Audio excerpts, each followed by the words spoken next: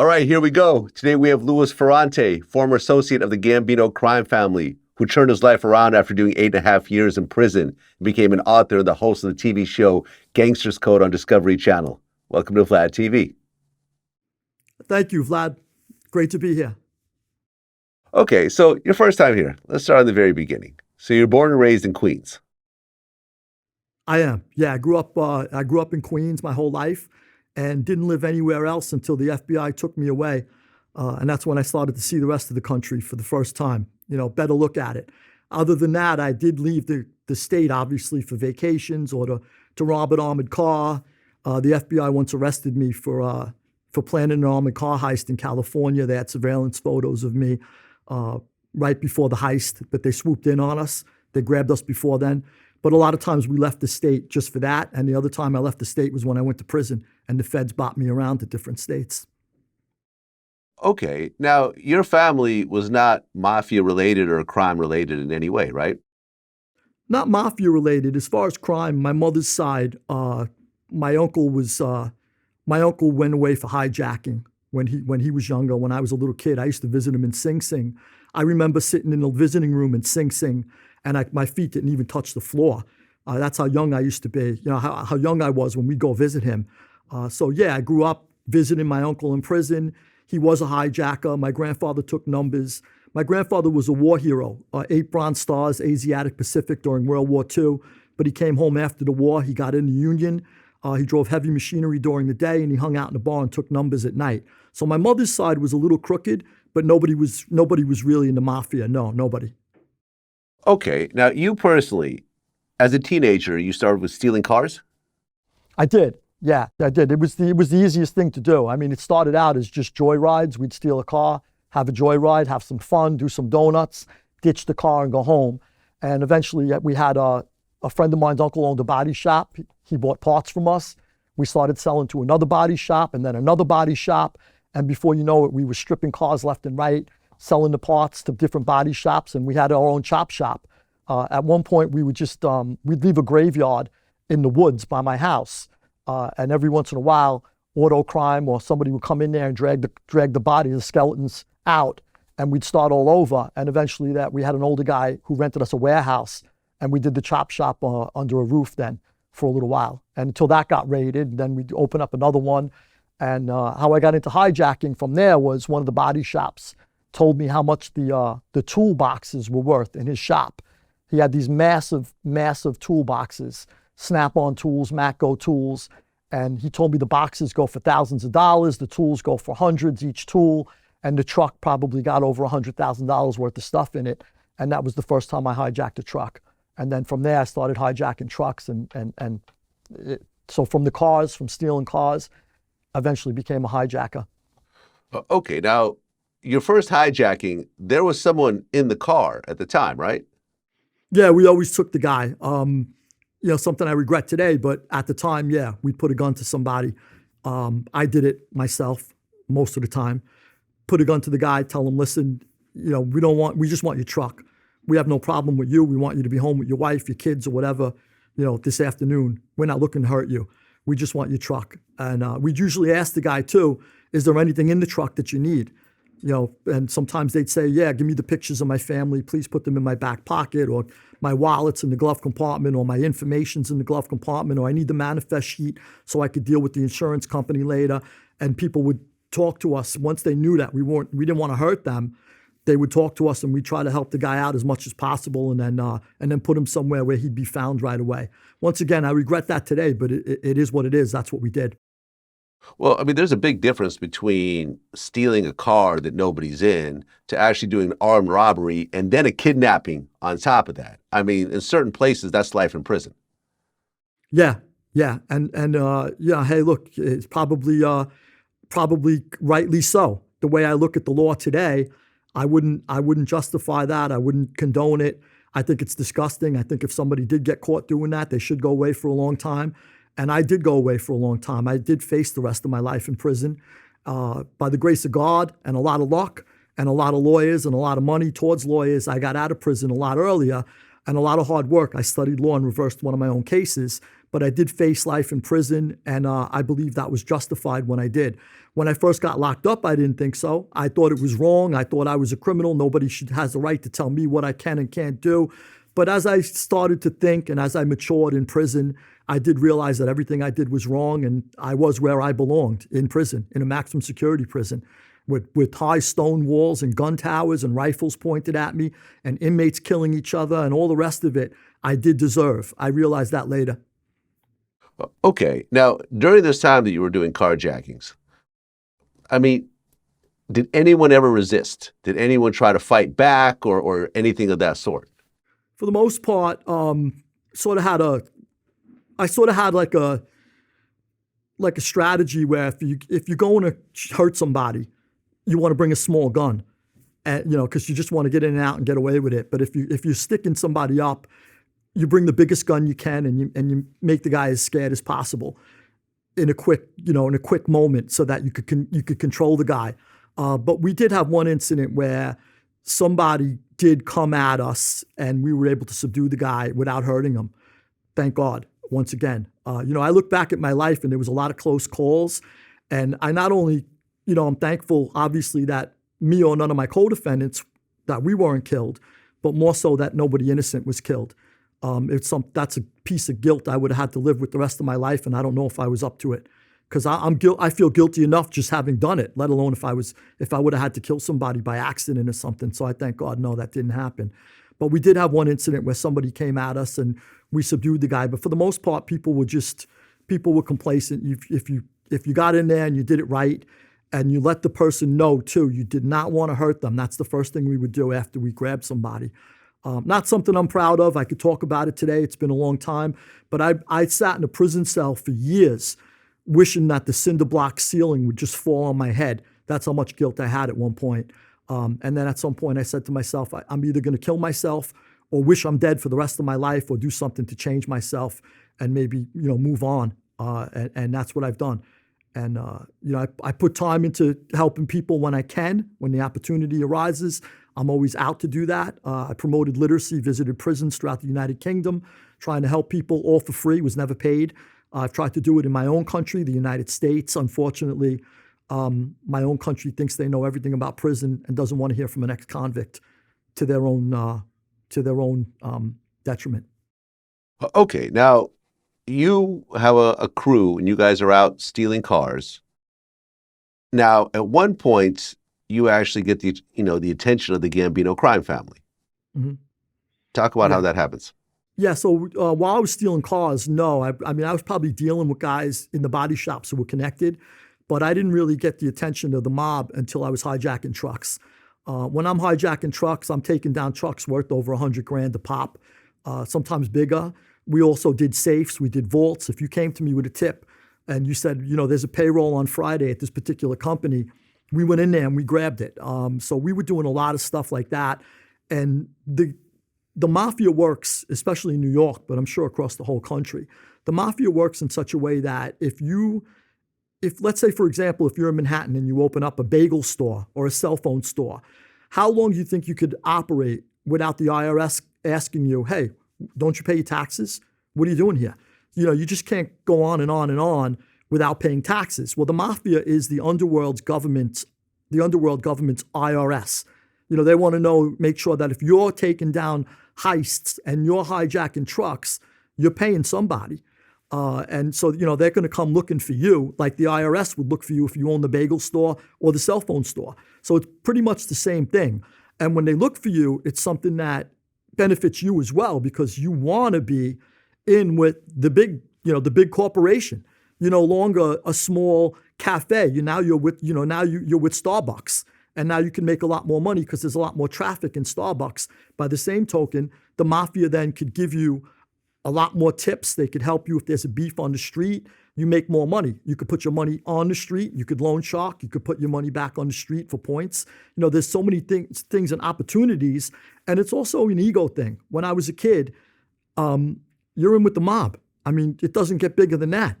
You're part of the mob. The other thing too was, though, the mob didn't make me tough. If I had a problem with somebody, I still took care of it myself. I never went and cried to somebody and said, oh, I had a beef with this guy. Can you help me out? I took care of it usually, and then I was called to the carpet on it if I overreacted. You know, somebody would call me in and say, Louis, what'd you do with this guy here? And I said, well, this is what happened. And they'd say, well, take it easy, calm down. Because the mafia doesn't want everybody causing problems all over the street. So I learned the hard way that, you know, peace is important. And you shouldn't be going around, you know, knocking heads every time, you know, you feel like you're offended or something. So I learned a lot also too. But the point I was making was I didn't run to the mob. The mob never made me tough. I was ready to go at it anytime, any place, anywhere, drop of a dime. That was what my nature was. Okay, so I just want to set a little bit of the backstory of what's happening with the Gambinos. So in 1995, Paul Castellano is boss, and John Gotti ends up killing him, you know, with Sammy the Bull, who was involved in it. I've interviewed Sammy. We talked about this whole situation. And then in 1987, Gotti gets charged for a whole bunch of crimes, but he gets acquitted. This is where the whole Teflon Don situation, you know, the name starts to arise. Now, at the point where the Gambinos start to kind of cozy up to you, when do you meet John Gotti? Well, what happened was, so Gotti took over when I was a kid. I was still robbing cars and starting to hijack trucks maybe when Gotti starts taking over. At some point or another, I met somebody who was in that family, in John's family, and I ended up basically, you know, slowly but surely. I was meeting, first of all, I was meeting a lot of guys on the street who all wanted to put a claim on me because I was making money. You know, each family puts a claim on somebody, but you have to want to be with that family too. So I was meeting older guys. Some of them might have been full of shit. Some of them might have been real. Some of them I liked. Some of them I didn't. And at some point or another, I did meet a couple of guys that brought me around the neighborhood. And I ended up, for the better part of 6 or 7 years, my telephone toll records went back and forth to Peter Gotti's house. Peter Gotti being John Gotti's oldest brother, who was also a captain in the family and eventually became the boss of the family for a little while. So I was in and out of his house for the better part of 6 or 7 years every day. I became very close with Pete's son, Peter. And through Peter and Pete, I met probably most of the guys. I became very close with Joe Butch's stepson, Joe Butch Correo. He was a big capo in Little Italy. Jackie knows his stepson. Jackie knows the Miko. There was a few guys that I became very close with, and they became my dear friends. And then I also had my crew, separate and aside from the mob guys. I had my crew from my own neighborhood in Flushing, Queens. These were the guys I grew up with. Those were the guys we robbed with, me and my friends. Those are the guys, when the FBI eventually closed in on me, they said I headed up a crew of armed robbers within the Gambino crime family. Those guys were my crew, the guys I grew up with, the guys I could trust and count on with my life in a hot second. You know, they would give their life or take a life, because that's the way we thought back then, you know, for each other. Now, weren't you told to stay away from Sammy the Bull? Yeah, it's an interesting story. I was at a vacation, a horse ranch with Joe Butch Correo, Peter Gotti, and Joe Butch's stepson, Joey Boy, great guy. And I remember Sammy had just become either the underboss or the consigliere. And I was just sitting at a picnic table at this horse ranch. And I said to Joe Butch, I said, how's Sammy? And Joe Butch turned around and he gave me a look. And he glared at me. And I took the look as stay away from Sammy, but I didn't understand it to be Sammy was a rat. That was the furthest thing from my mind. What I did understand it to be was Sammy might be a little treacherous. Watch your step with him. And I did understand as I went forward and Sammy became more and more of a prominent guy in our world, you know, because before that, he was just a guy in Brooklyn. You know, then they take over the family. Sammy eventually becomes a capo, then the consigliere, then the underboss. It all happened with lightning speed. Obviously a mistake now that was made to promote him that quickly. No one should have fast-tracked him, but whatever the case was, it happened fast. So now I'm learning more and more about him, and I'm hearing he clipped this one, who was a friend of his. He clipped the other one who was a friend of his. He was very treacherous. So I figured that was what the gaze that Joe Butch gave me was about. Years later, while I'm researching for my book that I just came out with, Borgata, the Borgata Trilogy, which is a history of the American Mafia beginning in Sicily and up and through my own time, I learned that Joe Butch had inside information that Sammy was already bad, that Sammy was a rat. And he had approached John about that and told John Gotti, hey, Sammy's a rat. And John decided to dismiss Joe Butch's warning. And I cover this thoroughly in my book, in volume 3 of the Borgata trilogy, which isn't out yet. Volume 1 is coming out now. But I did cover it thoroughly, and I got some inside information in there from people I spoke with who were involved, who were privy, who were in the know when that all took place, and why John dismissed it, why John didn't want to hear it, why John didn't move on it, why John didn't clip Sammy, which he should have. Joe Butch never lied. If Joe Butch had information, it was coming from a good source. I'm not sure why in the beginning, but I did learn why John dismissed it eventually, but he shouldn't have. So yeah, so that's sort of my experience. First time I mentioned Sammy, I knew to stay away from him, and that was basically how I thought it was because he was treacherous. I didn't know that Joe Butch knew already that he was a rat. And I don't know what he ratted on, by the way, back then, that Joe Butch had information about. But Joe Butch wasn't known to give false information. Joe Butch went to prison eventually for having inside people giving him verified information. So if Joe Butch had verified information, then, and it's proven in a court of law that he had all information that was good, why was his information about Sammy bad? Doesn't make sense. So there is something that Joe Butch knew that he told John about, and John decided to disregard to his own detriment and the detriment of the entire Gambino family. Well, right, because in 1990, the FBI raids Gotti's Ravenite social club. Gotti gets charged with 5 murders. And a year later, 1991, Sammy the Bull cooperates. He admits to 19 murders, and he ties John Gotti to 4 out of the 5 murders that he's charged with. By 1992, Gotti gets sentenced to life without parole. Now, did you have a relationship with John Gotti during this time? I did not have a close relationship with John because he was the boss. I mean, you see John in front of the Bergen. You see John. I didn't go to the Ravenite a lot. If I ever went there, I was passing by. So you'd see John in front of the Bergen. Most of the time, I went to the side club, which was John Gotti Jr.'s club, who I obviously knew. But I was close with Pete. Pete was John's oldest brother. I reported to Pete if I had an issue or beef on the street. I went to Pete. Pete took care of it for me. Pete was my Goomba. So basically, that's who you deal with. And I dealt with other people on the street too. But John was removed. John was the boss. I mean, John's, top dog. Even if you're a capo, you're not just going to go, hey, John, I want to see you today. You got to make an appointment. You got to go see the boss. When it comes, he sends for you. He calls you in. So it's a little bit different. It's just, I was down here. John was at the very top. And I'm doing my own thing. I'm robbing armored cars. I don't know if John wants a guy who's, robbed an armored car around, yesterday, hanging out next to him today. Yeah, I don't know if that would have been the best look either. Well, didn't you have a relationship with Chin Gigante? Yeah, it's an interesting relationship. So I became very close with Chin's family.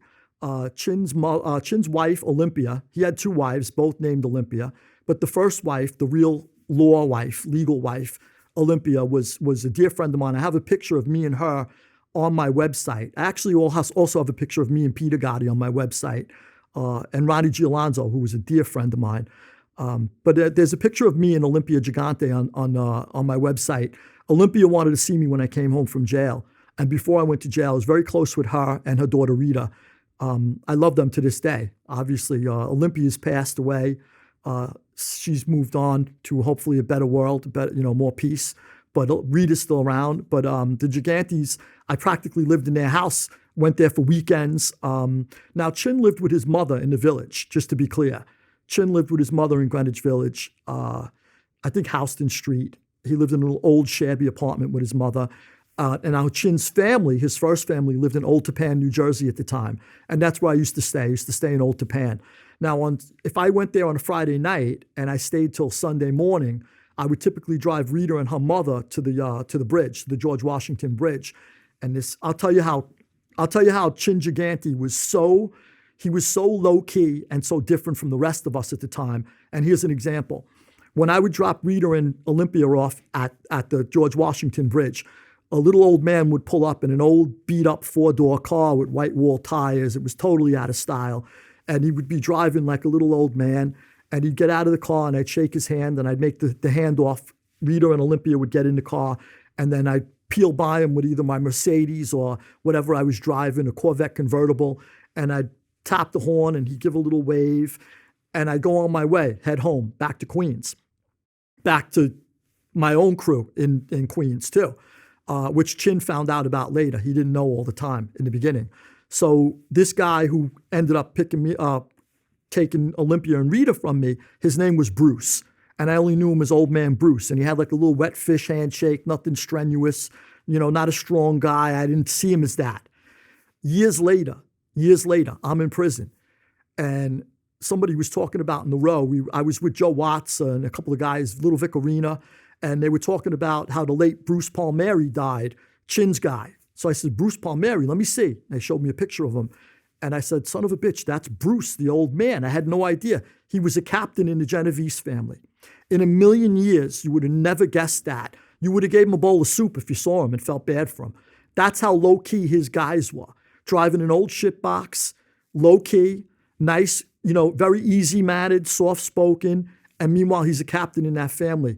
And here I am flying around the world. We were the new generation, and I'm ashamed to say that, but we were more like the Goodfellas generation, where he might have been more like the Godfather generation, making the distinction between movies, that is.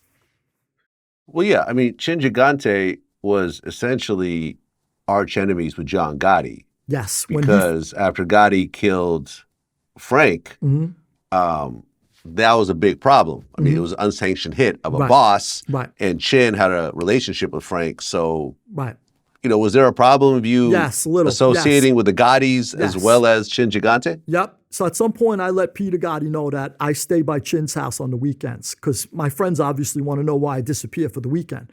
Sometimes I go take a girl away, but I'm disappearing all the time. So you want to tell your friends where you are. So I let my friends know I'm in Chin's house in Old Japan. Now Chin eventually found out on his own and went ballistic because he did not want somebody from the Gambino family in his house with his wife, with his kids. It went ballistic. So we called Rita down to the city. Rita went to see him and he says, get this guy out of my house. And she said Rita was, first of all, a beautiful person, but second of all, tough like a man. She had her father's balls. And she said to him, you pick your friends, I'll pick mine. That's my friend. I ain't going against him. I ain't giving him up. It's my friend. So she stood up for me. So I said to her, he ain't going to clip you. He's going to clip me. So I started watching if I went there, watching if I left. I had fun in the house. Don't get me wrong. I'd put on his robe and walk around the house. But Rita was a doll. And Olympia was a doll. And they stood by me as friends. And they were with me all through my prison sentence, by the way, too. They always stood by me when I was in prison. They were there for me when I was away, against the father's wishes, against his wishes, because they were sort of like a Cold War. It wasn't like an out-and-out war they ever had. Both men knew, not to try the other. But at one point, Chin did want to clip John, and it was picked up on tape. And then the FBI took that tape to John and said, listen, we have information that the Chin's looking to clip you. And John said, yeah, I don't believe it, whatever. But John obviously knew it was true. And then John sent word to the Chin. And as I understand it, there was sort of like a Cold War detente type thing between the two of them, where each man knew, look, if something happens to the other, we're going to end up in a war. It's like the Russians and the Soviet Union and the United States during the Cold War. Do we really want to have our hands on the button this whole time? So they kind of backed off a little. But he did not want me in his house. Okay, so we talk about the mafia. I mean, the main focus is to make money illegally most of the time. But there's also a part of the mafia that's very violent. And you have the hitmen that are part of this organization. There's, of course, Sammy the Bull, who, like I said, admitted to 19 murders. But there's a whole bunch of guys that were floating around. Roy DeMeo was an absolute nightmare. And there was a guy that you knew that did something really hideous with a blowtorch. Yeah, well, are you talking about Richie Pagliarulo? I think so, yeah. Yeah, well, I got close with Richie. I got really close with Richie in the penitentiary. Richie walked the yard with me and gave me a big hug and a kiss before I left Lewisburg Penitentiary years later. I think that's who you're talking about. Richie supposedly was allegedly blowtorched somebody that he killed. Gas Pipe was another one. I was never close with Gas Pipe though, but Gas Pipe blowtorched somebody. The Lucchese family had a little bit of a reputation for taking a blowtorch to people's elbows and knees. There was a lot of violence. Me personally, I'm going to be honest with you. Sometimes I hear all these rats when they go bad, and they're all, and I never ratted, by the way. I never snitched. I refused. I faced the rest of my life in prison. I figured if I have to die in there, I'll die in there. Anything short of that is a gift, and I'm here living the gift, thank God. I'm here to, enjoying it. But I did think that I would never get out of prison at one point. And now I listen to all these rats who killed 1 million people, and I don't know, I couldn't find that many reasons to kill everybody unless you really, really just want to kill. Because I felt like the mafia should be about making money. And if you have to defend yourself or you have to move on somebody, then that's part two.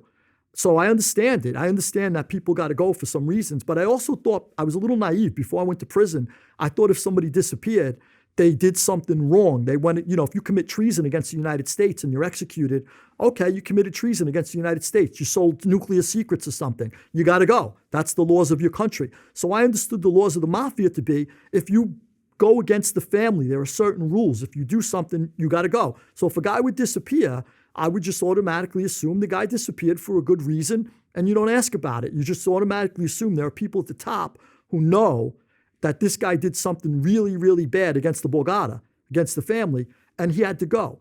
I'm in jail, and I'm hanging out with everybody, and I'm starting to realize that all the murders they're all charged with, I'm going, son of a bitch, 90% of these guys did not have to die. This guy did, Sammy, take perfect example. You mentioned Sammy the Bull. Sammy the Bull was killing guys to take over their businesses, to take over their construction companies, to take over their control of a union. These guys aren't supposed to get killed. These guys, you're supposed to do business with them. So for me, I wanted to go out every day and make money. I wanted to, I'm doing violent crimes. I'm not saying I wasn't violent. I'm knocking off armored cars. I'm hijacking trucks. I'm doing everything I can. And it's all violent. And eventually I'm charged with all that violence, so I get it. But I wasn't out there going every day, who can I kill? Who can I kill? And I think a lot of these rats who tell I killed 5 guys, I killed 10, I killed 20, I killed 30. I mean, these guys killed a small wedding party. How many people can you kill? How many really had it coming?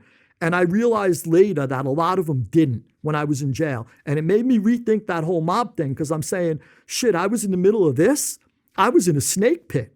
I could have died in a split second by some jerk who wants to take maybe, the money that I robbed yesterday. He's going to put a bullet in the back of my head and grab the $500,000 in cash that I just robbed from a truck yesterday.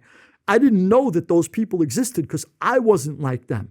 So I was under the false impression, my immaturity, my naivety, whatever it was, I was under the false impression that if I was sitting at a table with 10 guys, they all thought like me. And I also thought they thought like me in the sense that everybody would be willing to go to jail, because I went to jail. Never snitched. Again, I'm the only guy who writes books, who hosts a television show on the other side, who never snitched. So, I'm proud to say that, because I was, I like these guys, why go to the pen when you could send a friend? I don't know what they're thinking. These are guys I broke bread with. These are guys who were in my house. I was in their house. I knew their mothers, their fathers, their wives. Ronnie Gialonzo, one of my dearest friends from childhood, who I love, a man of men. They don't make people like Ronnie. When I was on the lam, I was going on the lam once. I went to Ronnie's house, and I said, Ronnie, I'm sorry. I knocked on the door. His mother answered. I said, Ms. G, is Ronnie home? I need him for something. I got to go on the lam. She goes, what do you need him for? I go, I got a chunk load of guns in my trunk. She goes, hurry up, bring him in. I mean, these are people I love. These are my, she's looking to help me. This is a woman who grew up in the life, by the way. But that's my family. I can't imagine ever giving them up, ratting on them after they did everything. And they helped me too in different ways too, not just mob ways. When I lost my mother died in my arms. I cried on these people's shoulders. They hugged me. There's a human element to this too. How do you just rat them out and send them all to jail and say, I want my freedom's worth more than theirs? So, I'm on my little thing with the rats right now. I don't mean to get that far off, but that's how I feel. Well, wasn't there an instance you said that someone you knew blowtorched someone's penis? Oh, that was I think Richie Pagliarulo. Yeah, I had nothing to do with that, but it was somebody I was close with. Yeah, I think that's the situation you're talking about. Richie was asked to kill an architect, somebody who gave Gaspipe Casso gave the guy money under the table. I was removed from that. I had nothing to do with that, but I was close with the guy who did it. I'm going to tell you, it's funny because I don't think in terms of like the way of think of people in the same way average citizens do. For example, Jimmy Coonan was a dear friend of mine. I loved Jimmy Coonan, boss of the Westies, the Irish Godfather. We treated him like he was an Italian Godfather. He earned that respect his whole life, and he was a gem of a man. I love Jimmy, like a father, incredible man. And Jimmy Coonan cut people up. He chopped off heads, arms, legs. I think he brought somebody's head to a sit down in a bag. This guy was off the charts crazy. But when when I'm in conversation with somebody, they'll say, "Yeah, did you know Jimmy?" I'll say, "Jimmy was a great guy." So one time I said it, I was with my girlfriend, and I said, Jimmy was a great guy. She goes, "How could you say he was a great guy? He cut somebody's head off." So that's like totally different. I'm on a different wavelength. When you're in that world, in that life, you don't judge people for that. You judge people if he's going to cut my head off when I'm not looking. And Jimmy's the type of guy, unless you cross him, you could put your trust in him for the rest of your life. Jimmy would never hurt you. Never. And he'll put his own life on the line to defend you if he has to. He's only going to chop you up or kill you or something if you double-crossed him or did something to him or threatened him or his family. So it's a different set of standards that we live by. I'm obviously a citizen today, so I could think straight. It's not like my mind is all muddled and I still believe these things. But, like I said, I judge people differently. So Richie Pagliarulo, he might have cut somebody's penis off with a blowtorch, but I got to tell you, when I was leaving Lewisburg, Richie never used to come to the yard. Nobody ever used to see Richie in the yard. Richie's out the whole day in the yard. So I go, "Richie," everybody's going, "What are you doing out today, Richie? What are you doing out?" So finally I go, "Richie, go inside. What are you doing out all day?" He goes, "You're leaving here. I'm doing life. I'm going to die in here. I'm never going to see you again." He goes, "I wanted to spend this last day with you." How do you not love a guy like that? I disassociate myself from the penis he cut off and the guy he killed. And, somebody even said Richie was in C block in Lewisburg. I said, "Why is he in C block?" Apparently they only put I think they used to put either active homosexuals or people who were mentally imbalanced in C block. That was sort of like where the prison used to, isolate those people in their own housing unit. So I said, "Why is Richie in C block?" And somebody said, "Louis, he tasted somebody's brains." So I said, "What? He tasted somebody's brains? You're kidding me." Again, I saw him the next day. We ate together. I put that out of my head. It's got nothing to do with me and him. So you have to realize, it's a different viewpoint of people, different understanding of people than the average citizen might have. When John Gotti went to trial, there was a tape of him going, "I'll sever his MFing head off. I'll sever his MFing head off." John Gotti was a killer, but he wasn't severing people's heads off. It was just talk. But if a jury hears that, they're going to go, "Oh, wow, he's going to cut somebody's head off. It's John Gotti. He must be serious." But we know that Roy DeMeo would cut somebody's head off in a minute and roll it down a bowling alley. No problem. But John Gotti wasn't like that. John Gotti wasn't the type to cut somebody's head off. He's not getting in the tub with a chainsaw. Tommy Karate? Yes. Jimmy Coonan? Yes. Roy DeMeo? Yes. But we know who the guys are that do that. We're familiar with them.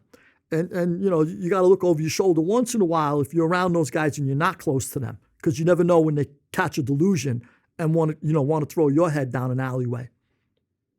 Well, with all the heists that you did over the years, what was the biggest heist you were ever involved in?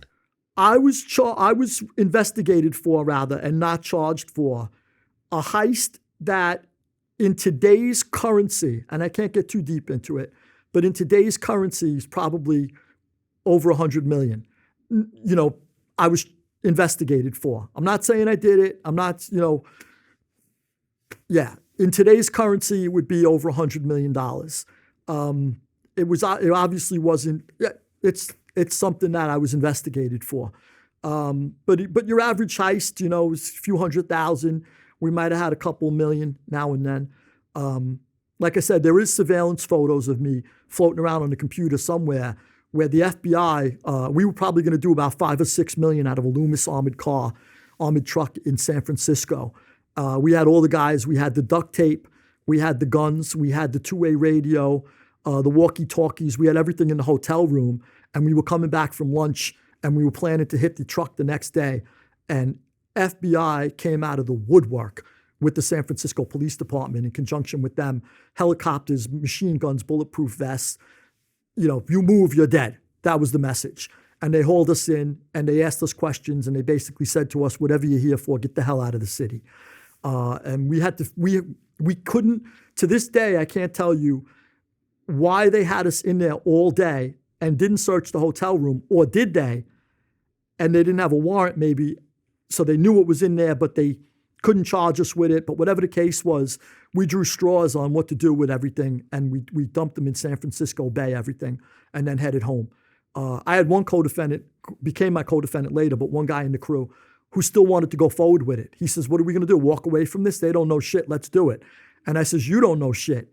They're watching us like hawks. We're out of here. If we're lucky enough to get rid of the guns, let's count our blessings and get the hell out of here. And we did. We made it home. But eventually later on, I was charged with that. I was charged with conspiracy to hit a Loomis armored car. Okay. And ultimately, one of the guys that you used as a fence to get rid of all your stolen items ended up snitching on you. Yeah. So, and all the charges started to come down. Yeah. So there's a lot of fences in the mob. And there's, you know, Vinny this, Joey that, Frankie this, Gino that. And there was a lot of guys who always wanted my stuff. I had a guy, a friend of mine's uncle, was one of the biggest fences probably in the world. There's only, first of all, 47th Street in Manhattan, the jewelry district, is the biggest sort of like concentration of gold, silver, diamonds, etc. in the world, right there.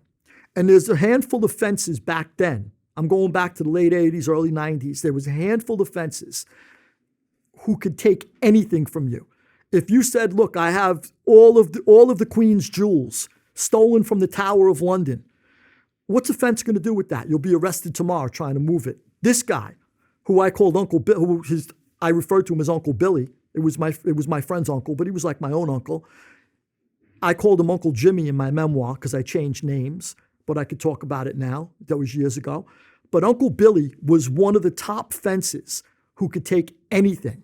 And he was my main fence. And why I always went to him instead of all the mob guys, he was an associate of all 5 families. So he was a mob guy, but he wasn't a made guy, he wasn't a captain. He never wanted that attention, and he was Greek too, either half Greek or full Greek. So he wouldn't have been able to get made. But he was the most, to me, up until he went bad, he was the most honorable man I had ever met. For example, if I said to him, look, I got a truckload of cameras. I got a truckload of cameras from top to bottom, back to front, 18-wheel full. Here's the list or whatever. He would say to me, this is what they go for retail. This is what I could pay you. How many cents on a dollar? And then before I even dropped off the truck, he would pay me the cash. Nobody does that. Nobody. Because you don't know if the truck's going to get taken. You don't know if I'm going to get arrested. Nobody does it till it's COD, usually. Billy, Uncle Billy, trusted me enough to give me the cash up front plenty of times, or sometimes he'd send me somewhere and I'd get the cash when I got there from whoever I was bringing it to. And he had this long list of people, and he was on the street for so many decades that he could go, okay, box of cameras. I mean, a tractor trailer full of cameras. Go to Vlad, call up Vlad tomorrow morning at 9 o'clock. He'll be expecting your call. Vlad's going to tell you where to deliver it. And it was done. So I trusted him with my whole heart, my whole everything, and I loved him. I used to kiss him when I saw him, kiss him before I left, like a real uncle of mine. And then one day, when the FBI comes after us, we lawyered up, all of us. I was subpoenaed. I took the fifth, and I lawyered up, and my attorney gets a list of hijacked trucks and heists that I did that the FBI want to question me about. So I look at the list, and I go through them, and I said, wow, and let's get, and I told my friend, let's get into the city and talk to Billy. Billy lived overlooking Times Square. He had an apartment overlooking Times Square, which as a kid was breathtaking. I used to sit in his apartment. I'd make whatever I got. He'd give me $100,000, and I'd feel like I'm on top of the world. I got $100,000 in my hand, and I'm sitting overlooking everything in Times Square. I mean, you feel like you're on top of the world. when you're a kid. I'm young at the time. So the FBI gives us a list of heists and hijackings, and we go through the list. And I said, look, let's talk to Uncle Billy and see if he got subpoenaed too. He tells us he did. The FBI was at his house, and he wants us to come into the city and talk about it with him. So we're on our way into the city, me and the guy's nephew, Billy's nephew, and we're on our way into the city. And right before we get to the Midtown Tunnel, there was a place called Bertino's back then, an Italian eatery. And we used to eat there all the time. And I go, do me a favor, pull off, let's get something to eat because we might be there all night. I'd rather get a bite to eat before we go up to his apartment. So we says, all right, we got off and we went to Bertino's. We're sitting in Bertino's and we're eating. And I'm thinking, and we're on our way into the city to talk to Billy about the FBI subpoena. And I said, son of a bitch, your uncle's the rat. And he says, what? My uncle's no rat. I said, your uncle's the rat. He said, how can my uncle be the rat? He goes, it's Billy. You out of your mind? And I said, I'm going to tell you why. I go, do you remember years ago, we thought Billy was undercutting us, and he wasn't. We thought Billy was giving lowballing us on a couple of loads. We thought maybe he took for granted our loyalty to him. And what we did was we came up with an idea that we were going to tell him we got a load, and we were bringing it to him. And then at the last minute, we pulled back and said we dumped it somewhere else. We wanted him to think we had other fences to go to, not just him. We wanted to let him know, you're not our only fence. Don't lowball us. We'll take a higher bid from somebody else. Turned out we weren't even right. He was always fair with us, but we thought that, and we threw this truck out there, and then we said that we went somewhere else with it. Well, that truck that we never hijacked, we couldn't figure it out till it hit me. We didn't rob that truck. We made it up. It was on the list. If it was on the FBI list of things we robbed, it could only come from Billy because we never robbed it. We just told him we did. So I said, your uncle's the rat. Once I explained it to his nephew, he goes, son of a bitch, you're right. He goes, what do you want to do? I go, call him up, tell him we're not coming. And I bet my ass he's either wired or the FBI's in the other room and they got cameras. They're probably going to film us in his living room. So I said, call him up, tell him we're not coming. If he's bent out of shape about it, he's definitely the rat. So he calls him up and Billy's bent out of shape. He goes, what do you mean you're not coming? You got to come. We need to talk about this. My friend goes, Billy, we can't make it. When are you going to come then? I need to know when. We need to talk. Billy, we can't make it. I said, your uncle's the rat. That's the guy. And from there, we probably would have been pinched immediately if we went to the city that day and met, because they would have had all cameras and wires and audio, video of us in his apartment talking about every crime. But because we didn't meet him that day, I probably lasted like another year and a half on the street before the FBI, in their dogged pursuit of me, and to their credit, the FBI did a phenomenal job with me. They turned over my life, and they eventually found other people. They found one guy who went into the witness protection program, actually, was the main guy who was ready to snitch. He wasn't a direct snitch against me. My co-defendant used to talk to him about things because they grew up together. He came with us once or twice on a heist. He really wasn't somebody I liked to use, but he knew about all the crimes. And he was the FBI's main snitch. But they eventually found him, and they put him in the program, and then we all got taken down. But before that, I would have probably been gone a year and a half earlier if I would have went to Billy's that night. I lasted another year and a half, but I still got the same punishment in the end. And it was just a year and a half of stress anyway, because it was hard to steal and rob knowing the FBI is following you everywhere you go. Well, one of the other guys who informed against you was William Deagle, who is now the host of Restaurant Stakeout on the Food Network. Yeah, so Willie, I grew up with Willie in Flushing, Queens. Willie was my childhood friend, in and out of my house all my life. He was in and out of mine. I was in and out of his. I knew his mother and his father. His father was a good man, hardworking mailman, put his kids all through school. They were a very, really honorable family. You know, they worked hard, the mother and father, to give their kids a better life. At some point, Willie was locked up with me. And to this day, I really don't know if he ratted on me or didn't, or what he said and didn't say, because we never went to trial. But at some point, he was stressing in prison, and he just couldn't do it. We were together in the beginning. And I told him, look, hold up, don't worry about it. We'll get through this one day. I was ready to face the rest of my life. I believed in something that he really didn't. So from his point of view, it was just a waste of time to be in jail because he wasn't involved to the extent I was in that world, in that life. But at some point he said, look, I got to get out of here, and I'm just going to tell them bullshit. I'll make stuff up. I promise you I won't hurt you. And I said, don't do that. You got to look at yourself in the mirror for the rest of your life. Don't give up, friends. And he says, I won't. I promise you I won't give you up. I promise you I love you. I won't. And then he got taken out to court one day and I never saw him again. And to this day, I really don't know what he said or didn't say because we didn't go to trial. So he wasn't called as a witness. His knowledge of what I did was very limited. He didn't know all the heists and hijackings that I did. He wasn't involved in all of that.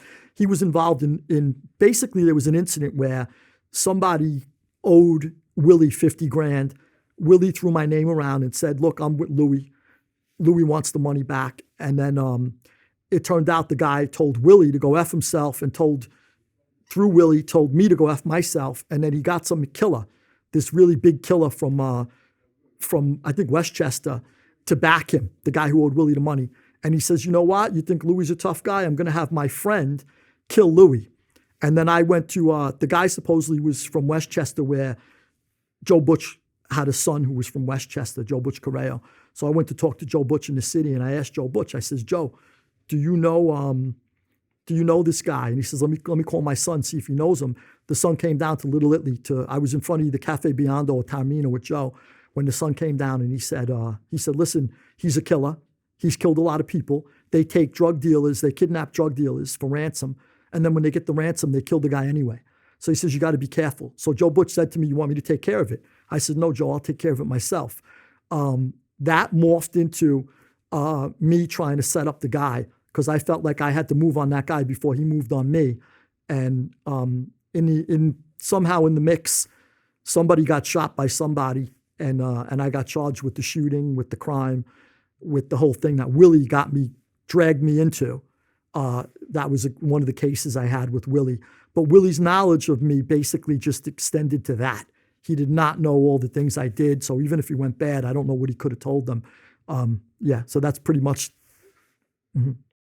Okay. So by 1994, you're 25 years old and you're facing life in prison. Mm-hmm. What exactly are all the charges? Yeah. So basically the charges were, the FBI wants to put a lot of pressure on me.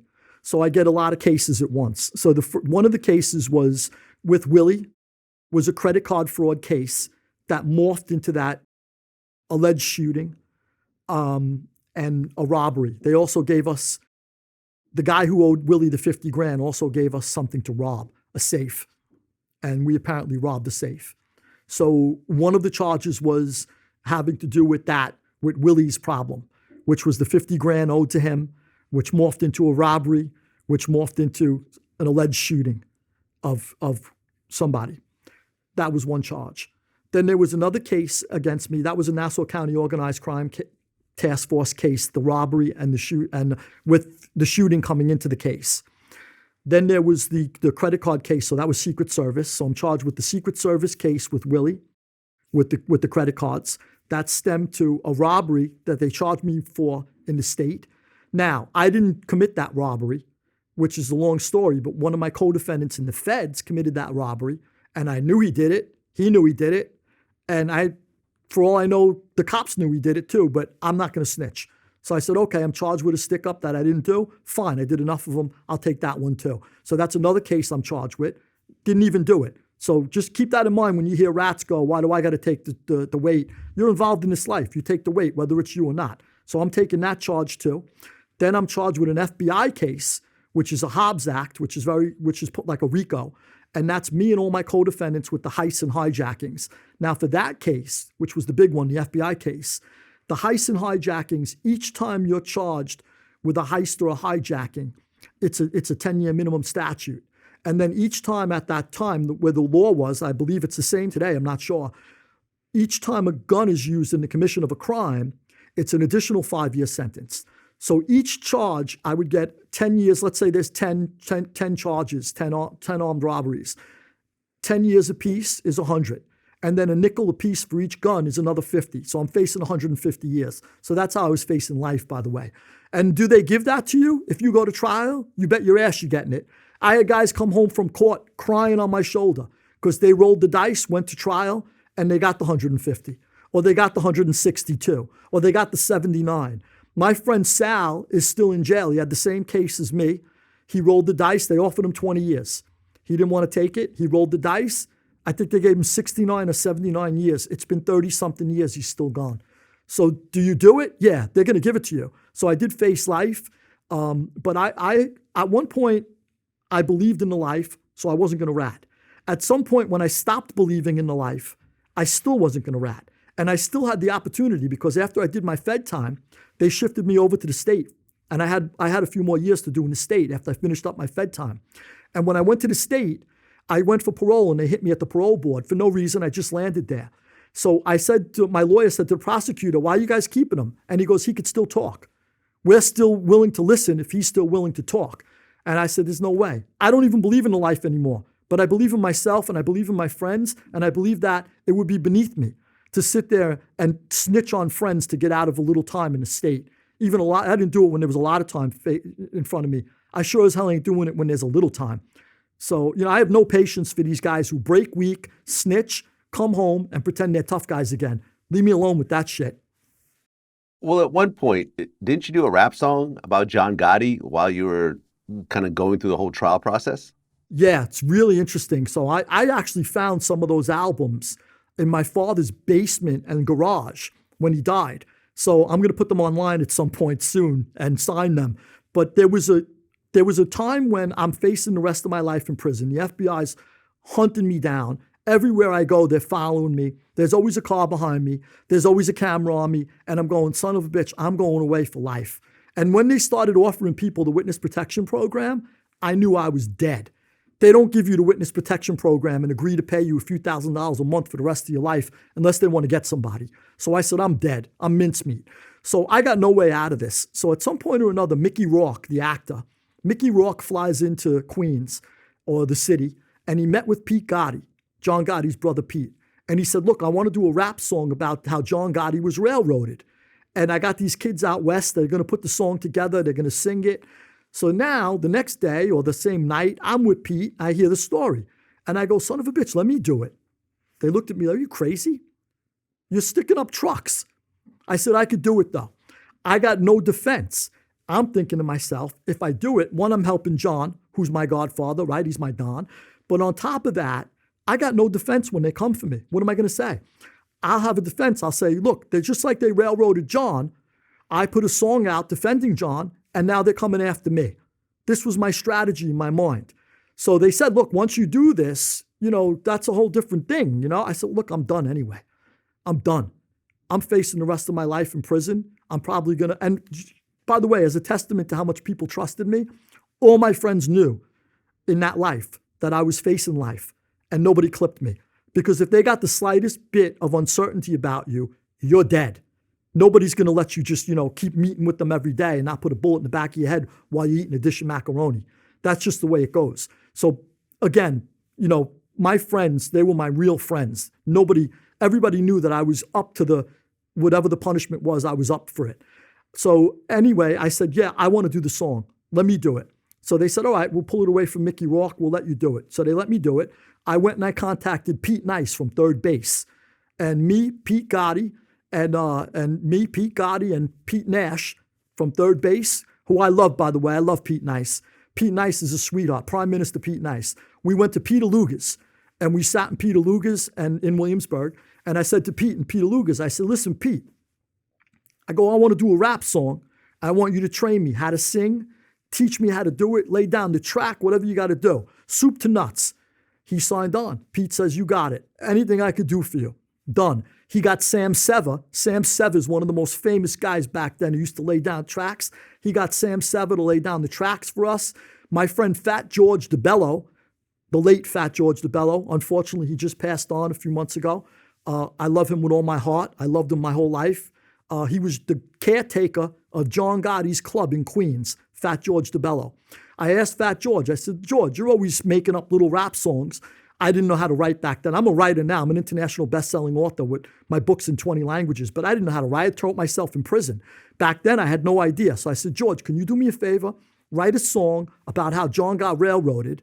I'm going to have Pete Nice teach me how to sing. I'm going to have Sam Sever lay down the track. And I already booked Chung King's studio in Manhattan. That was the big studio back then. So George wrote the song, gave it to me. I went, sat down with Pete, Sam Sever. We laid down the track. And in the end, it was great. It was the John Gotti rap song, Justice Not Found. It went all over like wildfire. The newspapers covered it. And once the newspapers covered it and the news was covering it, and I was on the news talking about it, I had my defense. I figured if they come for me, I could say now, hey, I stuck up for John Gotti. That's why I'm facing life in prison now. Maybe I got a defense. So eventually when they did come for me, I hired William Kunstler, the late civil rights attorney, William Kunstler. He defended Malcolm X. He defended Martin Luther King Jr. He rode the buses during the Freedom bus rides. Kunstler was an incredible civil rights attorney his whole life. But he worked on John Gotti's appeal. So I went to see him and I said, hey, Bill, somebody sent me actually to see him. I said, hey, Bill, will you do me a favor and represent me? I'm taking the angle where the government came after me because I wrote the song. And he was a civil rights attorney. So my civil rights is allegedly violated. So he says, yeah, I'll take the case. Any friend of John's is a friend of mine. He takes the case. And that was my defense. And when I went to trial, though, unfortunately, there was, I was a dumb kid in a lot of ways. I didn't understand the law at that time. I go to trial and the judge says, you could bring in the album. You could bring in the whole song. You could bring in how the government persecuted you. You're welcome to. But you got to take the stand to do it. I couldn't take the stand. How could I take the stand? They're going to ask me a million questions I can't answer about a million people I can't talk about. So they kind of checkmated me, the government, and I couldn't bring the song in. So we tried to use it in the media saying I was railroaded because of the song, but I couldn't bring it in trial. So I blew trial. I lost that first case, and then eventually I had the stick-ups and the heist and stuff, and I copped out to that. By the way, how I copped out and got out of the life sentence, just so you know, I'm facing life. We're in, me and my co-defendants all together. Everybody hung tough. Nobody flipped. We're in MDC, Brooklyn. Now and then we got bopped around. We went to MCC, but we were most of the time in MDC, Brooklyn. And at some point, the government, we were facing life, no pleas on the table. We're not offering no pleas, the government said. Eventually, they started offering 20 years. So we said, look, maybe we should take the 20. Take the 20, we'll be out in 18. You got to do 85% of the time. So let's just do it. So we're thinking about it. And at some point, the government, we figured, let's fight a little more, see if we get the plea down. So eventually the government came and they said, look, if Ferrante, who's the leader of the crew, takes 13, then we'll give the rest of the co-defendants 10, 9, 8, 7, 6, all the way down the line. Everybody gets less time. But we got to get Ferrante for at least 13. So I said to my co-defendants, what do you guys want to do? They go, Lou, we want, they're giving us a gift here. We want it. So I said, fine, I'll take the 13. Let's go. Let's sign. So we took the plea. Right after I take the plea, I go away and I reversed one of my cases from prison on a technicality. Crazy story. I met a guy in jail who was an absolute genius with the law. My friend Marcos Pappas. Shout out to you, Marcos. I love you, brother. Marcos Pappas was absolute legal genius. He goes, I'm going to teach you the law. We'll do it together. We'll reverse you one. I got some technicalities in here we could find. And he went over my case with me. I reversed one of my cases. When I got back down, we realized that the guy who was in the witness protection program, he had violated the program and was thrown out. So he's no longer an available witness. When they gave us that plea and they offered me the 13 and everybody else less, they had no snitch. They had no case against us. Had we kept fighting, we probably would have eventually got to realizing that, but we didn't know. Now, looking back, it was a blessing in disguise because I needed to do all that time that I was away. I needed to, reform myself, to rethink my life. So it was a blessing in disguise. God has his ways. God leads us through different things. I was brought through the iron furnace. Thank God I'm on the other end. Had I not gone away and had I known the snitch violated the program and was thrown out, I might have kept fighting and got out again. But then who knows? I could have got killed. I could have killed somebody. Who knows? I could have been in there for the rest of my life then, a second time around. But yeah, that's how it went. Okay, so you took a 13-year plea deal, Mm-hmm. and you got sent to Lewisburg, Pennsylvania, maximum security prison. Mm-hmm. Mm-hmm. And while in prison, you actually started to read books. Mm-hmm. You actually started writing, and that's when the ideas for your first few books actually started coming together in prison. That's correct. Yep. So we all get sentenced, me and my co-defendants, and they're going to separate us all because they can't have, we got 8 guys and we're all tough. None of us took shit from anybody. Even the biggest highest ranking mobsters in that jail, if they wanted to flex their muscles, they came and asked us to flex for them. I mean, that's how tough we were. You didn't mess with us. There's 8 of us strong. So, not too many guys are on a case that are willing to stab, do whatever they got to do to straighten people out. And we were all tough guys. So now they want to separate us and send us to all different prisons. So luckily, my co-defendants who had the lesser time than I did, most of them got sent to mediums. I got sent to the max. They sent me to Lewisburg Penitentiary. I'll tell you how crazy this was. They called me out and they put me on a bus in the morning. I'm getting designated. I'm leaving MDC Brooklyn. I get on the bus and now I'm a little bit of a guy. I'm 5'5", on a good day.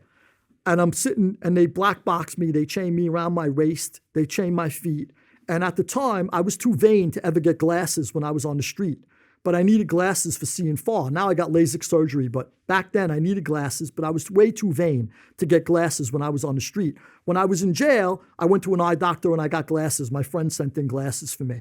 So now I'm on the bus and I want to see, it's the first time I'm leaving this place in 3 years. I want to see nature. I want to see the outdoors. I haven't been out of MDC. It's got no windows in there. There's no outdoors in MDC. There's no yard. So it's the first time I'm going to be out in 3 years. My skin was peeling off my faces from the fluorescent lighting. That's how long I've been indoors. So I got my glasses on and I want to just take in the bus ride. And I'm going to Lewisburg. So we get on the bus and on the way up to Lewisburg, we start picking up other inmates from other prisons.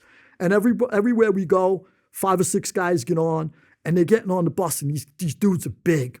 I'm talking like muscles on top of muscles. Tattoos up to here, sometimes tattoos across the whole face, gold teeth, the teardrops because they killed somebody, they killed a friend,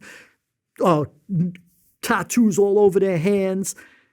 The baddest looking dudes, if you watched a Hollywood movie and you said, cast me, the baddest looking dudes you could find for this bus ride, that's who got on the bus. So now we're all on the bus and they're all going, man, I'm going to Lewisburg. Man, I'm going to kill somebody when I get there. Man, I'm going to take out, so I'm going to get a machete as soon as I get there. I'm going to take somebody out. Watch your ass in Lewisburg. I'm going to bend somebody over. I'm going to get mine. You're hearing all this stuff, and I'm going, son of a bitch. Where are they putting me? They're putting me in a hellhole. This is Dante's Inferno. I've been reading at the time. I was reading by then. I'm going to 11th circle of Dante's Inferno. I can't believe they're sending me to this joint. We get all the way up to Lewisburg, Pennsylvania. Big steel doors open up. The cops with the sunglasses and the shotguns, right out of a movie. Bus pulls in, big steel iron doors close. Cop gets on, he's got a clipboard. He goes, listen up, everybody. He goes, everybody on this bus is going to be here for a week or 2 in a holdover. And then you're going to be moved to either low or medium security prisons. I got one for the pen, Ferrante. I said, whoa, me? I said, all these guys were bullshitting. They were all bullshitting. They were all trying to impress each other like they're going to Lewisburg. They were going to be in the hole for a week or 2 and then leaving. I'm the only max guy on the bus. But they did give me an insight into what Lewisburg was going to be like. But I couldn't believe it. So I says, you know what? Never believe what people say. Never believe your eyes. People could look tough. You don't know what's inside their heart. And I knew people that were 90 pounds soaking wet, they'll cut your head off. And I know people that look like powerlifters and they'll run from you if you shout at them. So you never believe people but this was a reinforcement of that. So I says, wow. So I get to Lewisburg, I'm in the hole. They clear you when you're in the hole in Lewisburg, before I got cleared for the compound, everybody else left, by the way, who was on the bus with me. So I get cleared for the compound. How they clear you is they want to make sure there's not a hit on your life. And at the time, the Colombo War, a lot of the guys from the Colombo War were in prison. And they were scattered throughout the prison system. I happen to be very close friends to this day with Little Vic Arena Jr. Little Vic Arena, the father, was the boss of the Colombo family at one point, and he was a dear friend of mine. I talked to him a few months ago when he called home from prison. And Little Vic Arena Jr., one of the finest, most honorable men you could ever meet in your life, a man's man. And he left the life because he's tired of all the rats and the underhanded guys in that life. But Little Vic Arena Jr. was my dear friend then and is now to this day, 30 years later. But anyway, they asked me if I knew any of the Colombo family from the Colombo guys, whether it be the Persico faction or the Arena faction. So I didn't want to say, yeah, I'm close with the Arenas because they could tell you, well, you're not allowed here, you're not allowed. I said, I'm friendly with everybody. I know guys from both sides, and I'm fine with everybody. You don't have to worry about any of the Colombos with me. I'm good with everybody. So they go, fine, we're putting you on the compound. That day I get released onto the compound, and I'm walking the yard, and Jimmy Coonan greeted me. He says, they sent word that you were coming. And he goes, I want to introduce you to everybody. So Jimmy takes me around the yard. He introduces me to the head of the Latin Kings, this guy Bumba, a gem of a guy out of Chicago. Introduces me to the head of Niñetes. Introduces me to the head of Aryan Brotherhood. And the Aryan Brotherhood guy, big, tall guy, Nordic looking, tattoos, nice guy. Goes, anything you guys ever need, we're friends with all you guys, no problem, okay. Like everybody else, everybody was friendly with me. So no problem. That guy, that very guy, that day, that very day, goes back. They call around 7, 8 o'clock. It starts to get dark in the yard. So the gun towers call, lock in, lock in. Everybody's got to clear the yard now. They don't want you out after dark in case you run for the wall or something. So I go in and I go back into my block. And I'm in my housing block, literally minutes. And the alarms are going off all through the prison. I said, whoa, what's going on? Everybody's screaming and yelling. And I see a cop, a hack, a guard, go by, and he's got a pen, and he's got a piece of leather with a machete this long, and it's dripping blood. And he goes by the front of my cell block. I said, wow, somebody just got killed, bro. That was in somebody. There's something going on here.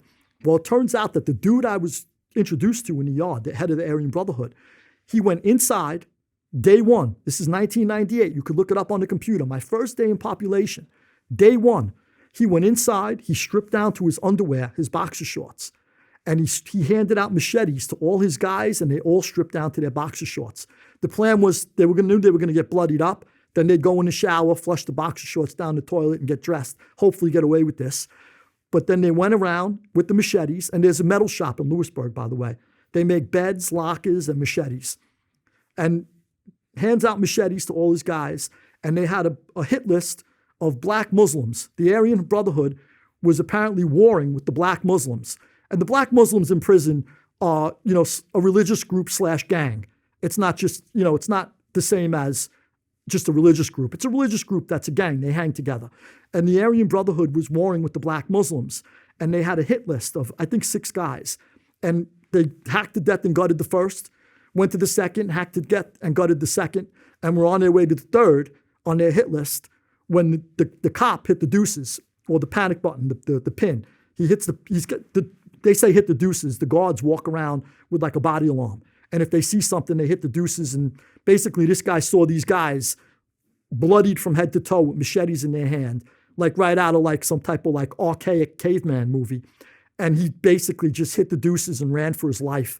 And then just like they sought to try to confine the action. And then the Aryans just tried to stab anybody they could. They just basically said, in their own language, they said, kill every African-American you can. And they started just stabbing every black guy they could get their hands on in that short space of time before the prison was locked down and the SWAT teams came in. So that was my first day in Lewisburg.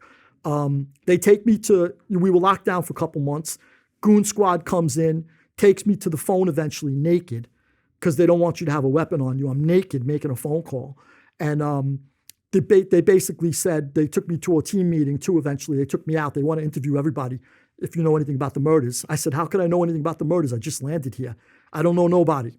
I didn't mention that I was introduced to the other guy in the yard because it was unnecessary. I don't know nobody, period. That's my always answer in jail.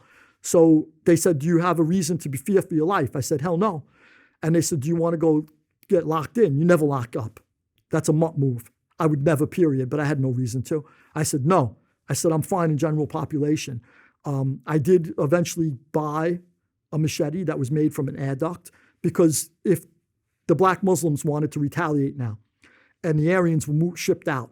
So the word in the prison was, if they can't find an Aryan to kill, anybody who's close enough white will do. And Italian, I don't know what we're considered. When we came to this country, we weren't considered white. Now we are considered white. So I'm close enough. I could get killed. Okay. So I made a machete. I bought a machete, rather, that was made from an adduct, an H-block. And I used to just carry that around my block in case something went off. I used to bring it to the showers and stuff. But then they put in metal detectors all over the prison, so you couldn't move around with them. But then these guys got around it by making there's plastic knives that they would sharpen where literally like a razor. You know, these guys would take, they're so inventive, they would take saran wrap and they would fold it and fold it and fold it and burn it and burn it and stomp on it and burn it and stomp on it until that saran wrap was a little triangular thing where you could literally make an incision. A surgeon can use it to do open heart surgery. That's how sharp this. They got ways of getting around all of those metal detectors and everything in there. So, but anyway, that was my welcome to Lewisburg Penitentiary. Herbie Sperling, who was probably the toughest Jew in the penitentiary, the penal system ever in the United States. One day they might make a movie about him. Herbie Sperling got shipped out during that lockdown. I didn't get to meet him, but I met everybody else when I got out of lockdown. And I met a lot of guys who had been doing 20, 30 years, and they were basically locked up since I was a little kid. And they were legends in my world. And I got to meet them and hang out with them and get close with them. So Lewisburg was, in a way, looking back, an interesting experience, but that was my first day in population, double homicide. Crazy place. Well, ultimately in 2003, you end up getting out after serving 8.5 years. Mm-hmm. And once you get out, you start dropping books. And the first one was called Unlocked, The Life and Crimes of a Mafia Insider. But then the second book, Mob Rules, that was the one that really blew up. Mm-hmm. Mm-hmm. Became a bestseller internationally, translated to 20 languages. You can find it on Amazon right now. It's got 289 reviews, 4.5 stars. So ultimately, you managed to turn it around and use your experience to turn it into an actual successful business. Yeah, I'm sitting in prison, and I'm wondering what I'm going to do for the rest of my life. Before I was able to get out of this with my life, I was facing life for a long time. And that's when I decided that I wanted to change my life. Even if I rot in this place and never get out of here, I want to teach myself something. And I started to read. I asked Fat George DeBello, who I mentioned earlier. He was the caretaker of John Gotti's social club in Queens. He used to have biblical verses all over his body. Matthew, Mark, Luke, John, his leg, his arm, his neck. And I asked him, I called him up one day and I said, hey, George, you got all those verses on your body. Have you read? You read. He goes, oh, I always read. I read the Bible. I read books now and then. So I says, can you send me in books? And actually, the first thing he thought I meant was like short eyes, porn books. He goes, what do you want, big boobs, big asses? I said, no, I want real books. I want to read a book.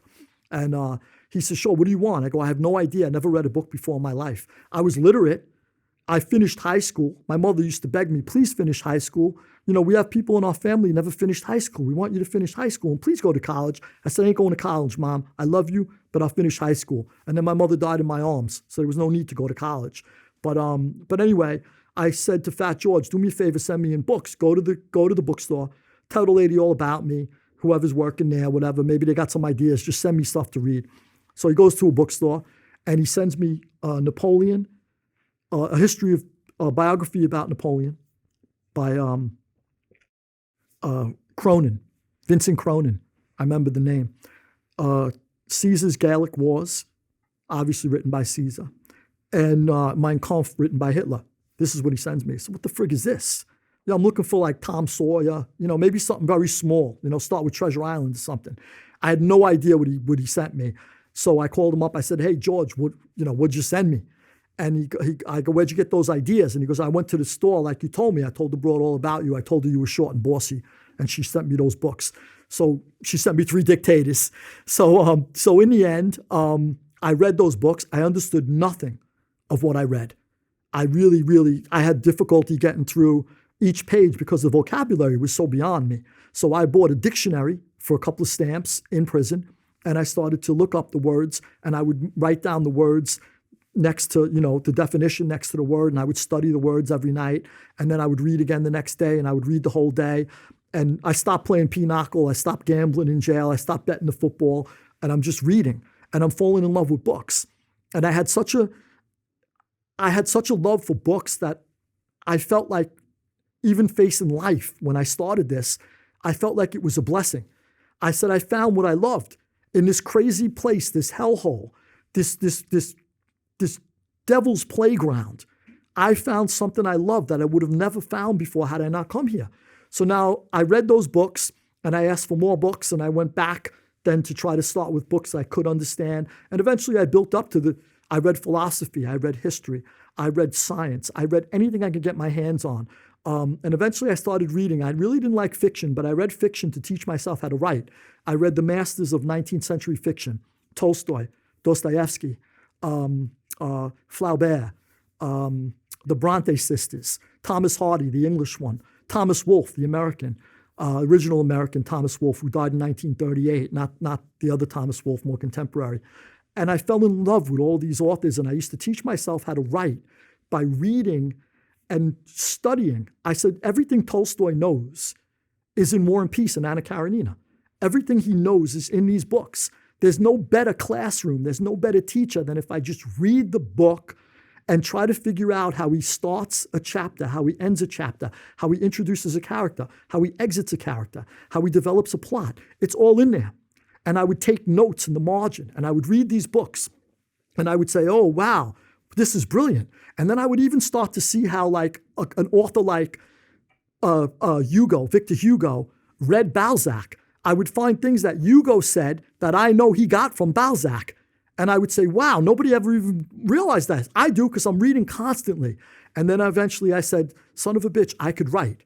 Why can't I write? And it was the same mentality that once said, I could rob an armored car. I could rob an armored car depot. That was cocky. This was confidence. But it's the same cockiness now polished up and honed with education. And again, I'm by the grace of God, I found what I loved, and now I had the confidence to say I could write. I ended up writing. One day I'm reading, and I read that it was an Abraham Lincoln book or something. It was something about the Civil War, and it was about the antebellum South, pre-Civil War, this backstory. And it showed how this woman went up to the auction block and people bid on her. And I said, what? Of course, I learned about slavery when I was a little kid, but I never imagined a human being sitting on a block of wood being bid on. So I decided to write a book about slavery. And I wrote a beautiful book about the antebellum South.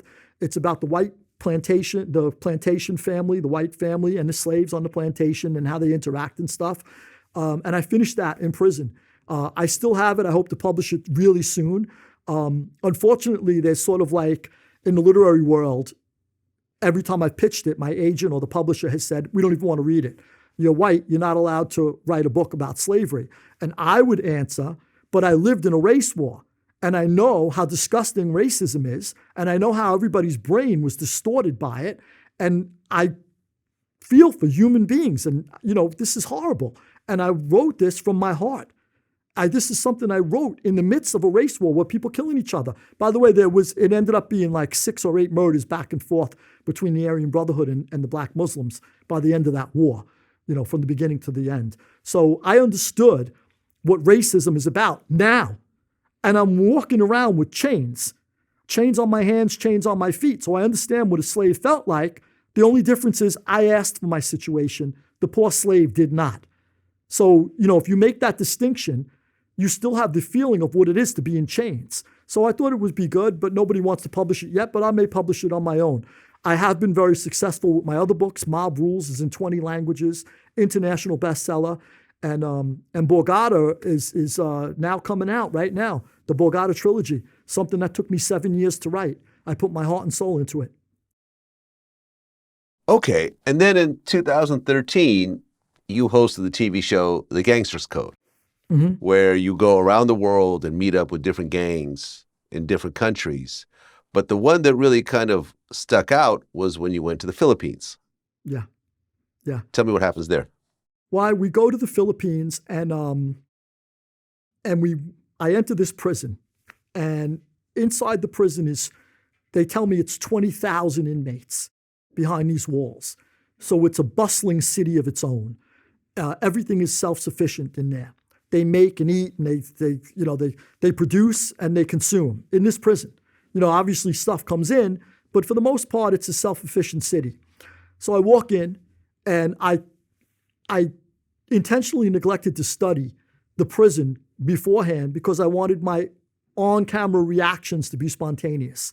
I wanted to see things for the first time and react for the first time as I saw them naturally. So I didn't want to go too deep into where I was going. And I did that across the board whenever I went to one of these prisons. So I get in there, and the first thing I notice is that I'm being led into the prison to go meet this gang chief this gang leader inside the prison, by these guys who were carrying batons. So I automatically think they're hacks, they're screws, they're guards. They're carrying batons. Who would issue them a baton? And badges. They had name badges, batons. At some point or another, something came up and I assumed they were guards. And they said, no, we're not guards. So who are these guys? They're inmates. I said, they're inmates? The inmates patrol their own prison. They have their own police force. That's how this prison was, how crazy it was, and how alien it was to me, having spent so many years in U.S. prisons. I did time in state, county, and federal prison, maximum and medium. So I've been in every prison in the United States, every type of prison. This was completely alien to me. So I meet the gang chief, the gang leader, and his name was J.B. Sebastian. Great guy. I hit it off with him. He knew I was gangster. It's not like a typical journalist going in. Like I said, I'm not a gangster anymore, I told him. I'm retired. I'm done. I changed my life around. But I was. I understand what you go through every day. I lived in prison, and I ran a gang of my own. I ran an armed robbery crew within a bigger gang, the Gambino crime family. So I get it. So they always kind of like, I always connected with these guys, and him I connected with especially. We hit it off. He told me things off camera. He said a lot on camera. There was a couple of things he said off camera. For example, I said, you guys got guns in here you could show me? He goes, we got a ton of guns. We got an arsenal. He said, AK-47s, everything. Can you show me? I can't show you, not on camera. So I said, fine. I respected that.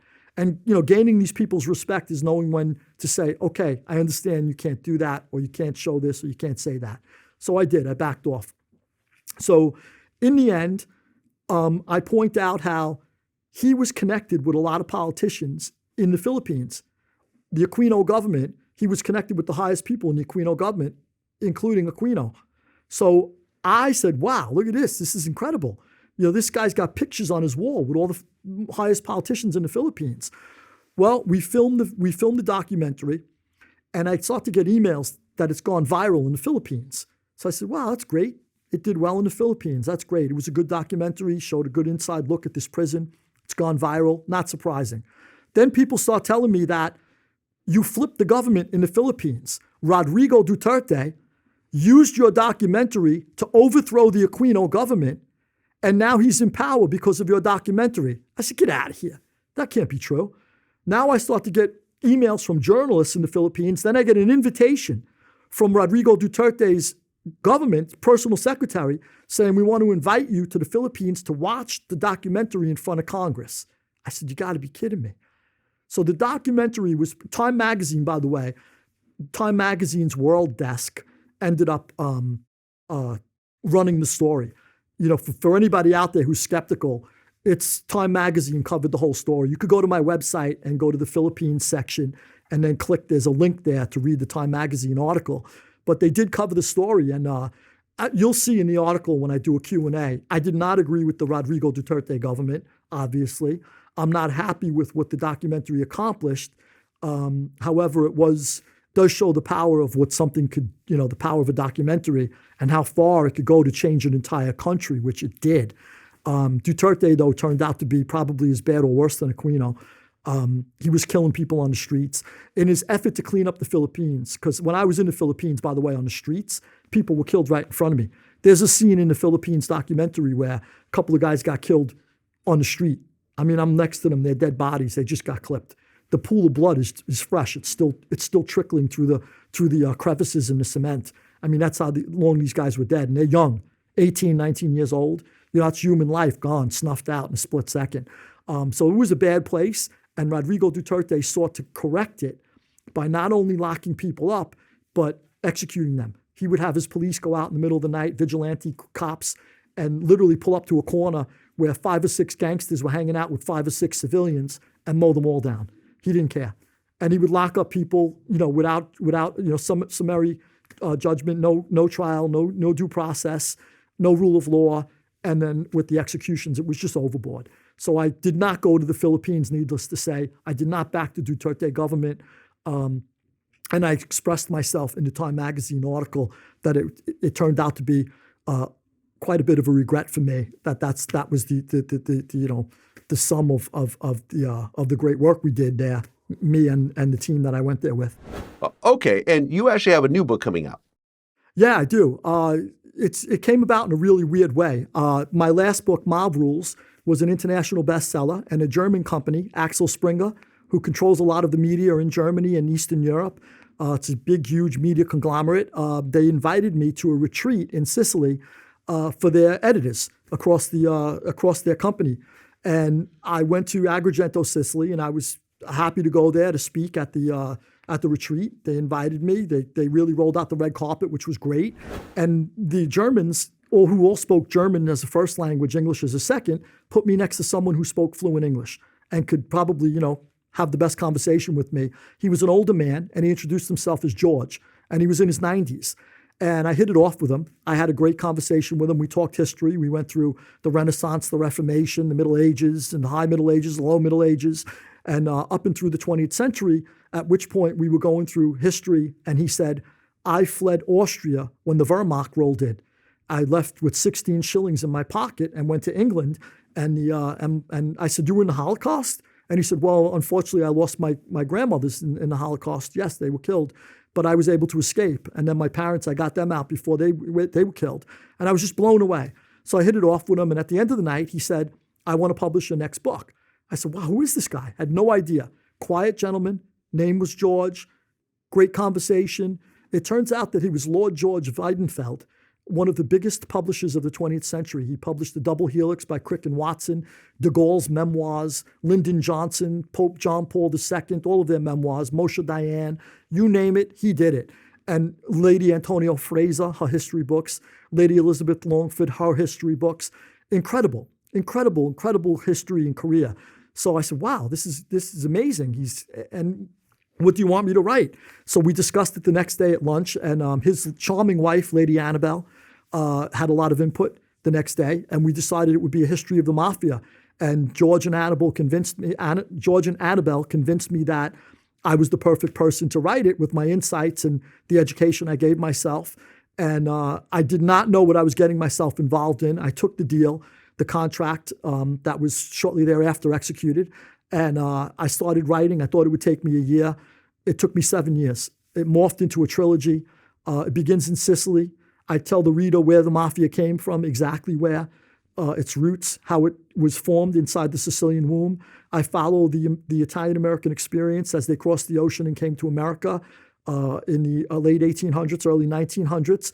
And then I follow the alliance that the Italian mafia made with the Jews during Prohibition, and that continued for the next couple of decades with casinos.